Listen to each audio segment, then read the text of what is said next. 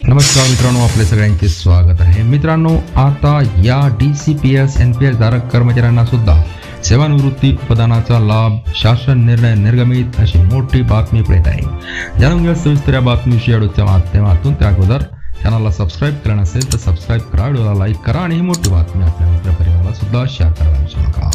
मित्रांनो, शासन निर्णय दिनांक 31/3/2023 अन्वये परिभाषित अंशदान निवृत्ती वेतन योजना राष्ट्रीय निवृत्ती वेतन प्रणाली अंतर्गत कर्मचाऱ्यांच्या सेवा कालावधीत मृत्यू झाल्यास त्यांच्या कुटुंबियांना कुटुंब निवृत्ती वेतन आणि मृत्यू उपदान व रुग्णता सेवानिवृत्ती झालेल्या कर्मचाऱ्यांना रुग्णता निवृत्ती वेतन आणि सेवानिवृत्ती उपदान तसेच शासन सेवेतून निवृत्त होणाऱ्या कर्मचाऱ्यांना सेवानिवृत्ती उपदानाचा लाभ अनुदेय करण्यात आला आहे।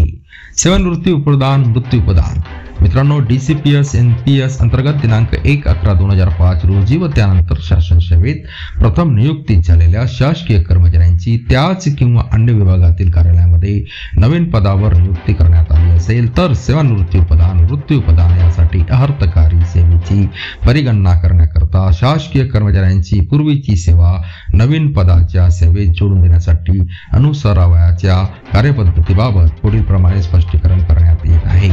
दिनांक 1/11/2005 रोजी किंवा त्यानंतर शासन सेवेत प्रथम नियुक्ती झालेल्या शासकीय कर्मचाऱ्यांची त्याच किंवा अन्य विभागातील कार्यालयामध्ये नवीन पदावर नियुक्ती करण्यात आल्यास असल्या प्रकरणी पुढील अटीची पूर्तता झाल्यास सेवानिवृत्ती उपदान मृत्यू उपदान यासाठी अर्थकारी सेवेची परिगणना करण्याकरता संबंधित शासकीय कर्मचाऱ्यास पूर्वीची सेवा सध्याच्या पदात जोडून देण्यास परवानगी देता येईल। शासकीय कर्मचाऱ्यांची अगोदरची नियुक्ती नियमित स्वरूपाची वैध मार्गाने झालेली असावी, म्हणजे त्या शासकीय कर्मचाऱ्यांची संबंधित पदांसाठी विहित करण्यात आलेल्या सेवा प्रवेश नियमांच्या तरतुदी उदाहरणार्थ वयोमर्यादा, शैक्षणिक अर्हता, महाराष्ट्र लोकसेवा आयोगामार्फत मंडळामार्फत नियुक्ती इत्यादी बाबतची पूर्तता करून नियुक्ती झालेली असावी।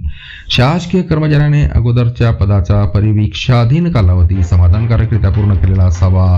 शासकीय कर्मचाऱ्याने नवीन पदासाठी केलेला अर्ज संबंधित कार्यालयाच्या प्रशासकीय प्राधिकाऱ्यांची योग्यरित्या पूर्वपरवानगी घेऊन केलेला असावा।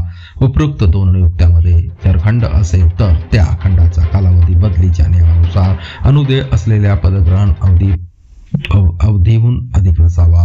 एखाद्या कर्मचाऱ्याने अगोदरच्या पदाचा परिवीक्षाधीन कालावधी पूर्ण केलेला नसेल तर त्याचा नवीन किंवा दुसऱ्या पदावर स्थायीकरण झाल्यावर पहिल्या पदासाठी केलेल्या परिवीक्षाधीन सेवा सेवानिवृत्ती उपदानाच्या प्रयोजनासाठी अर्थकारी सेवा म्हणून ग्राह्य धरण्यात येईल।